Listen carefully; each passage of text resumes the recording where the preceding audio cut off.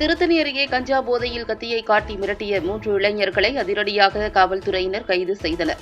திருவள்ளூர் மாவட்டம் திருத்தணி அடுத்த பூனிமாங்காடு கிராமத்தில் உள்ள ஏரிக்கரை அருகே பொதுமக்கள் தேசிய ஊரக வேலை திட்ட பணிகளை செய்து வந்தனர்.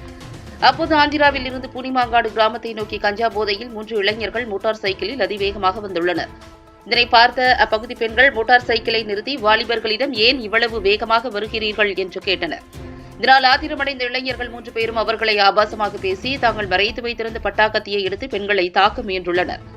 இதனால் அதிர்ச்சியடைந்த பெண்கள் கூச்சல் இட்டுள்ளனர். அருகில் வேலை செய்து கொண்டிருந்த பொதுமக்கள் ஒன்று திரண்டு இளைஞர்களிடமிருந்து பட்டாக்கத்தியை பறித்தனர். பொதுமக்கள் பிடிக்க முயன்றபோது 3 பேரும் மோட்டார் சைக்கிளில் தப்பிச் சென்றனர். ஆந்திர மாநிலத்தில் இருந்து பூனிமாங்காடு வழியாக தொடர்ந்து கஞ்சா கடத்துவதை தடுக்க வேண்டும், குற்றவாளிகளை விரைந்து கைது செய்ய வலியுறுத்தி திருத்தணி நாகலாபுரம் மாநில நெடுஞ்சாலையில் பூனிமாங்காடு கிராமத்தைச் சேர்ந்த 100க்கும் மேற்பட்ட பொதுமக்கள் சாலை மறியலில் ஈடுபட்டனர். இதுகுறித்து கனகமாச்சத்திரம் போலீசார் வழக்கு பதிவு செய்து தீவிரமாக விசாரணை நடத்தினர்.